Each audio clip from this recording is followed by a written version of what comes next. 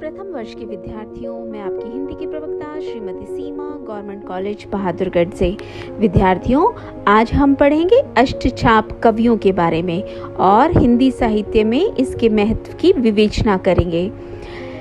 जैसा कि अष्टछाप शब्द से विदित होता है कि 8 कवियों जिन्हें विशेष महत्व दिया गया हो, वे समूह को अष्टछाप कवि कहा गया है। वास्तव में अष्टछाप कवियों की स्थापना का श्रेय श्री वल्लभाचार्य को है। उनके द्वारा चलाए गए पुष्टि मार्ग में दीक्षित होकर ही इन कवियों ने महान कृष्ण काव्य की रचना की है। वल्लभ संप्रदाय के अंतर्गत सूरदास आदि 8 कवियों की मंडली अष्टसत्वा या अष्टछाप के नाम से जानी गई है।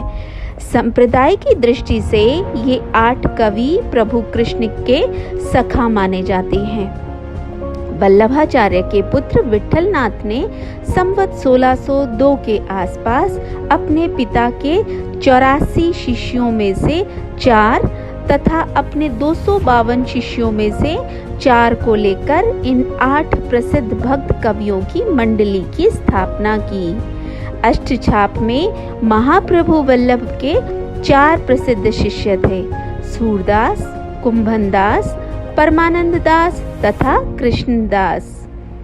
विठलनाथ की प्रसिद्ध 4 शिष्य थे: गोविंद स्वामी, छीत स्वामी, चतुर्भुजदास तथा नंददास। काव्य सौष्ठव की दृष्टि से इन सब में सर्वप्रथम स्थान सूरदास का था, किंतु सबसे ज्येष्ठ कुंभनदास और सबसे छोटे नंददास थे। अष्टछाप के ये सभी कवि श्री कृष्ण के महान भक्त थे और इन्होंने अपने काव्य के माध्यम से श्री कृष्ण की भक्ति का प्रचार प्रसार किया था। अष्टछाप के ये 8 कवि समकालीन थे। ये पुष्टि संप्रदाय के श्रेष्ठ कलाकार, संगीतज्ञ और कीर्तनकार थे। गोसाई विठलनाथ ने इन अष्ट सखाओं पर अपनी आशीर्वाद की छाप लगाई, अतः इनका नाम अष्टछाप पड़ा। आइए अब जानते हैं हिंदी साहित्य में इनके महत्व को। अष्टछाप का हिंदी साहित्य में कई दृष्टियों से महत्व है। आइए जानते हैं। पहला, पुष्टि संप्रदाय का प्रचार। इन 8 कवियों ने श्रीनाथ जी के अंतरंग सखा का स्थान प्राप्त कर लिया था और उनके साथ रहते थे। ठाकुर जी की सदैव कृपा सेवा करते रहते थे। दूसरा, ब्रज भाषा की उन्नति। इन 8 कवियों ने ब्रज भाषा को उन्नति के शिखर पर पहुंचा दिया। इनकी भाषा प्रौढ़ और परिमार्जित है, जिसमें कोमलता, मधुरता, शब्द चित्र और श्रुति मधुरता पाई जाती है। अगला महत्व, संगीत कला। अष्टछाप ने संगीत कला को उन्नति पर पहुंचाया। प्रायः सभी संगीतज्ञ थे। सूरदास और गोविंद स्वामी के संगीत सुनने के लिए प्रसिद्ध गवैया तानसेन भी आया करते थे।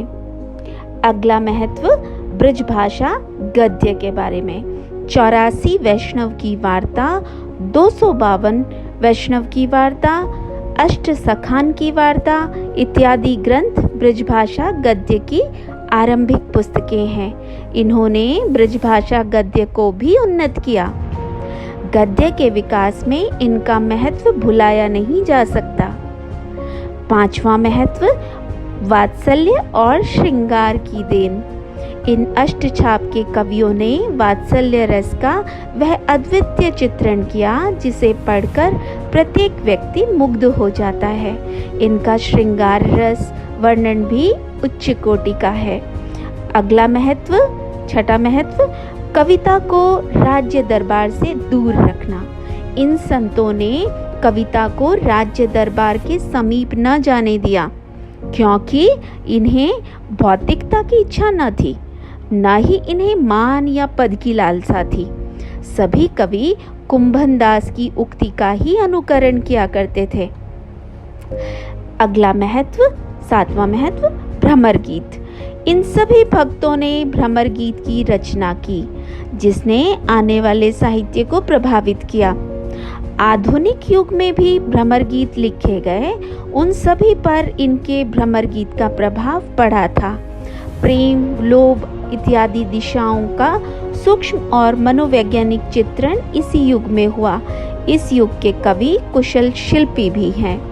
इससे ये निष्कर्ष निकाला जा सकता है कि अष्टछाप हिंदी साहित्य के इतिहास में अपना एक विशेष महत्व रखता है और इनका हिंदी साहित्य आज भी ऋणी है।